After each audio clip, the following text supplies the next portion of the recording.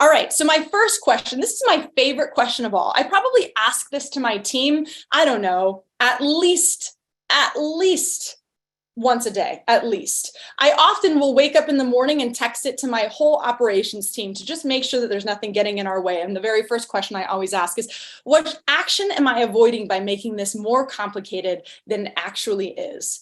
What action am I avoiding by making this more complicated than it actually is? Success is simple, guys. It's very simple. And the truth is we overcomplicated what is very simple, and then we stop trusting ourselves to make the right decision. So success is quite simple, not easy, by the way. By the way, the right action forward is not the easy action forward most of the time. So we have to make peace with the fact that what we're usually overcomplicating is an avoidance of the right step forward. So if we can understand that the right action forward, the right step forward is usually the challenging one, then we can open up ourselves to ask, what action am I avoiding by making this more complicated than it actually is? What work am I avoiding? What step am I not taking? What should I be doing that I'm not, by lying to myself and saying I don't understand it, right? My experience is that success is pretty simple. The right path forward is pretty simple. And we just have to make sure that we're not overcomplicating it in order to avoid what we know comes next, because it's usually dressed a lot like work, right? Question number 2, what am I resisting because it's hard or uncomfortable that will ultimately cost me in the future? What am I resisting because it's hard or uncomfortable that will ultimately cost me in the future? I've come to understand, guys, that there is a mathematical sequence, a science to success. There is a code that we can employ that will catapult us into a life of the extraordinary. And it's our job to follow it. But again, the world is not designed for us to succeed. So we have to make peace with the fact that if we're going to chase that big dream, if we're going to get to success, if our goal is to get to where we want to go, to build the big business, to build the big life, to grow the wealth, whatever it is, if we want to get there, then we have to understand that success is the ultimate rebellion.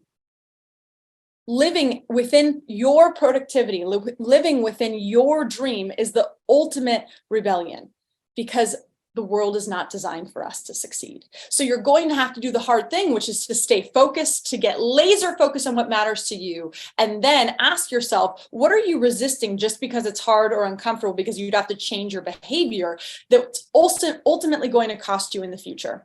Number 3, what is one activity that I know if I did it consistently, I'm certain it would transform my personal or business life? This is a habit, right? What's a activity? What's a habit? What is a thing, if I did it consistently, would transform my personal, business, or life? Guys, consistency is the most underrated pathway to success. So many of us are looking for the secret bullet. And invariably, every single time I go to an event, somebody stops me in the hallway and asks me some version of the exact same question. And it goes a little something like this. I'll be walking off of a speech, a keynote, something like this. And they'll come to me in the hallway and they'll say, Nikki, nobody's around. And I'm going to ask you a question. And I promise you, I won't tell anybody. This is just between you and me. And they'll say, what's the secret? And I'll say, what secret? What are you talking about? And they'll say, the secret to real estate success that nobody is telling us. Like, what's the magic bullet? And I'll look around and I'll say, okay, you got to promise not to tell anybody. Promise? Have you considered doing the work? Because that's it. That's the pathway to success. It's just doing the thing that you need to do consistently, doing it for long enough that you can actually make manifest the results. And so many of us are looking for a better strategy, but effort sets our floor and strategy sets our ceiling. I can give you a better strategy to get to where you want to go, but if you don't actually take action toward it, it doesn't matter. And I've come to understand that this is one of the greatest versions of limiting beliefs, because most of us know what to do. Sit with that for a second. Most of us know what to do. We know how to get to where we want to go. We know what the path forward is. And because we haven't defined our own worthiness, because we haven't made a stand for our own success, we're unwilling to follow the right strategy in order to get there. We'll give up right before the finish line. And so I understand that someone not doing the right activities, more often than not doesn't come down to the fact that they don't know what to do. You know what to do. You got to trust those instincts. Remember, you are the lion. You know what to do. You just might not believe that you're worthy of the outcome if you do that thing for long enough. That's a version of limiting beliefs. So what's the one activity that if you did it consistently, you are certain would transform your personal, business, or life? Number 4, what do I know to be true that I haven't mustered up the courage to admit? What do I know to be true that I haven't mustered up the courage to admit? This is one of my favorite questions to ask myself.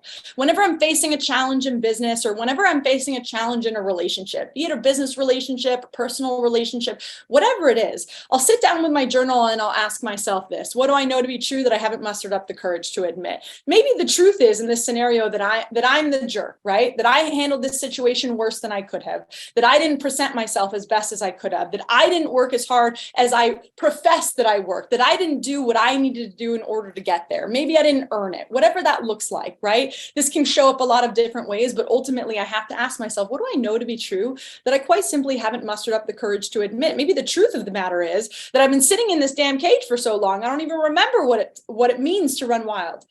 I don't even remember what it feels like to be a lion because I've been caged by these limiting beliefs for so long. And now I got to go find a coach to get me out, right? I don't know what it's going to be for you. I would encourage you to answer this question as quickly as you can. This is probably the easiest one to overthink. Number 5, where has my personal growth put a ceiling on my business and my success?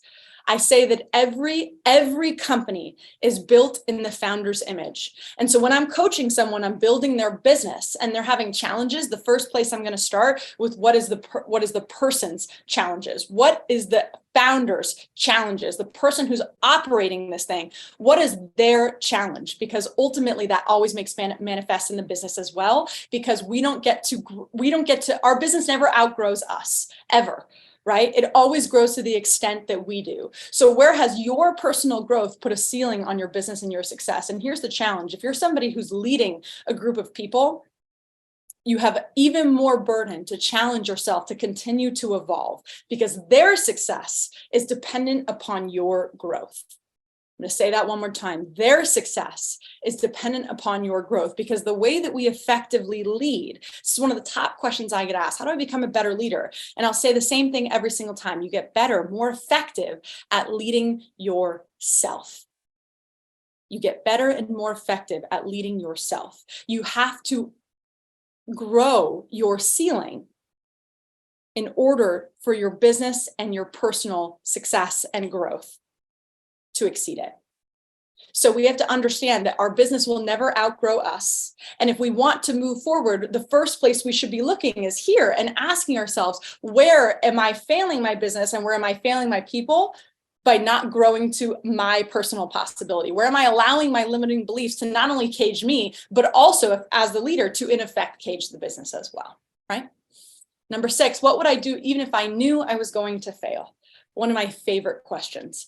This is when I knew I was onto something. I remember when I first came up with the concept for my business. I've been privileged through my life to have a lot of really incredible real estate mentors, a lot of really amazing people around me who've taught me some amazing things and who have absolutely made me the person that I'm proud to be today. And I don't take that lightly. And so when I built the concept for the Lead Syndicate, I went to all of them and said, hey, I got a crazy idea. I want to give agents like all the economies of scale, all the infrastructure, all the support, all the best parts of being on a team without them having to build it or without them actually having to join a team. And by the way, I'm going to allow them to keep and maintain their own brand. I just want them to be able to plug into something that I know works. And I went to a lot of these mentors of mine, and they said, Nikki, you're crazy. This thing's never going to work. And I remember so distinctly going home one day and I said to my husband, like a lot of these people that I really respect and that I believe in and whose opinion matters to me, who are really valid in the real estate space, have told me they don't think this is a good idea. And he asked me one of the most important questions that someone's ever asked me, which is, well, what's the worst thing that happens if you do it? Like, what's the worst thing that happens if you do this and it doesn't work? And I say, well, then I'll know for sure. I'll just know for sure that this thing doesn't work, that this crazy idea I have doesn't work. Well, 2 years and 125 locations and hundreds of agents later, I'm here to say that it does in fact work. My crazy idea obviously wasn't so crazy. It looks like a lot of agents were needing it just like I was, right? And yet, if I hadn't been willing to fail, if I hadn't been willing to say, this isn't going to work for me or anybody else, and I'm unwilling to put myself in a position where I might fail, well, then it never would have happened. There would be so many agents across the country who aren't hitting the real estate goals that they're hitting because of our support, right? So I have to ask myself every time I'm going after a new idea or putting myself in a position where I'm nervous or I'm feeling like the limiting beliefs are getting loud, I just quite simply ask myself, what would I do even if I wasn't going to fail? Would I go after this business venture even if I knew it wasn't going to work? Would I do this thing even if I knew I was going to fail at it? Do I have the courage to do that? And here's the thing, guys, brilliance is in no short supply. And ultimately in most of our organizations, what we need more of is courage. That's the thing that most of us are lacking, the courage to do the thing, even if it doesn't work, the courage to go and do the thing, even if we fail at it, the courage to say the idea, even if it's a bad one. And I don't need more brilliance in my organization. I need a lot of that, but what I do need more of is courage. And I'm guessing so do most of you, right? We need people who have the courage to go out and fail, people who have the courage to go out and look bad at something at the beginning so that they can potentially change the landscape of the business and maybe even the world. Number 7, what would I do if I knew success was guaranteed? What would I do if I knew success was guaranteed? What business venture, what avenue would I take? Would I do the workouts if I knew that for sure if I did them for long enough? And here's the secret to this one. My favorite sort of law of success is the law of compound interest. And the reason I love it so much is because the law in and of itself is neutral, right? Most people think of compound interest as an amazing law that allows your money to compound over time. But I always tell people the law in and of itself is neutral. The hockey stick, so to speak, goes both ways, right? We can grow and compound upward. We can also compound downward. And so I have to ask myself, if I knew success was guaranteed, what would I be doing? And by the way, if we do the right things, if we can line our dominoes up correctly, if we can do the right actions forward for long enough, success is almost always guaranteed if we're willing to do it for long enough, if we're willing to actually be consistent enough, right? Number 8, what habit, if formed or unformed, would drastically change my life? I do a habit audit every single year. I'd be more than happy to send it to anybody on here. I'll send it over to Jenna to include, but I do a yearly audit of all of my habits, the ones even that I think don't matter. And I consistently ask myself, what habit, if formed or unformed, would drastically change my life? We are an accumulation of all of our habits, right? The compound interest that we create both positively and negatively in our life is simply an accumulation, the compound interest, of the investment of our habits. Right? So what are we doing day in and day out that's either taking us a step closer to our goals or moving us away from them, or maybe some of them are neutral, but ultimately I'm going to actually assess that and ask myself, what habit, if formed or unformed, would drastically have changed my life? Number 9, why am I uniquely suited to achieve the goals and dreams that I have? One of the most important questions you could answer today. Why am I uniquely suited to achieve the goals and dreams that I have? Here's the thing, guys. I always say that success and failure are just two sides of the pendulum, right? And so we can't have limiting beliefs without having unlimiting beliefs. We can't speak badly about somebody if we're not unwilling to speak the positive about them, right? There's always two sides to the coin. So if you can sit and build the cage around you, talking about all of the limiting beliefs, all the reasons that you can't do something, all the reasons it's not going to work, all the reasons that you're fighting for your limitations, then you can also answer the question on the other side of the pendulum and say, why are you uniquely suited to achieve the goals and dreams that you have? Because here's what I know. Dreams are not bestowed upon us unless we have the DNA to actually achieve them. It just won't be given to you unless you actually have the DNA to achieve it. And so there is something about you. There is a reason that dream was given to you, the reason that idea was given to you. Why are you uniquely suited to achieve the goals and dreams that you have? My bet is that high achievers, as people who are always trying to cover our bases, we're uniquely suited to come up with limiting beliefs, right? We're literally designed to do that. And yet, if we're willing to do that, then we also have to be willing to look at ourselves and say, okay, I now know all the reasons I can't do it. How can I? I've now gathered a list of all of the reasons that I can't do this. How can I? Number 10, in what way do I know the world is conspiring for my success? Guys, I know that the market is challenging right now. I know business might be hard for a lot of you right now. I get it. Nobody is exempt from that. And yet, I can look backwards at all of the hard times in my life. I bet you guys can too. I can look backwards at all the hard times in my life, all the defining moments, if you will, all the things that just seemed like they were awful and the worst case scenario in the moment. And I can look backwards and say, man, I'm so glad that happened. The world was conspiring for my success by having that happen. By the way, that doesn't mean it feels good in the moment. That doesn't mean that I enjoy the hard times. but I can look backwards and say, I know the world was conspiring for my success. I can count the coincidences, the people I've met, the coincidences that have happened, the things that felt like they were hard or unfair, or whatever it is at the time, that ended up being for my betterment, for the success of myself, of my organization, of my people, whatever it is. And then number 11, based on my answers, what action do I need to take today? What action do I need to take today? Guys, one of the best ways for you to remove limiting beliefs is to actually just take action toward them. I always tell people the scariest part of any scary movie is when they're running away from the bad guy. Eventually, when they turn around and just confront whatever feels scary, it gets a little bit less frightening. Your life is just like that. The only way that you prove these limiting beliefs wrong is to act against them, to oppose them, and through your results, prove them entirely wrong. That's how you break out of the cage. To go out into the wild and show yourself that you belong there, that you actually know what you're doing, that you actually know how to succeed, that you know that you are worthy of it, that this is possible, this idea is going to work. I always tell people, I'm just unwilling to believe that it will work or not work until I've been proven right or wrong. I have no opinion on it until I've been proven right or wrong. Let's go try it and see. We can't say it's not going to work if we've never tried. Again, strategy sets our ceiling, but effort sets our floor. We have no hope to figure out what we're capable of if we've never taken a step toward it, right? So ask yourself, based off all of these answers, what action do I need to take today? Action cures fear. And that's all limiting beliefs are. Action cures fear. You have to take a step toward it. And the only way to grow your confidence, the only way to change the trajectory is to actually take action on it. So we're going to send these out to everybody. Feel free to take a screenshot of them.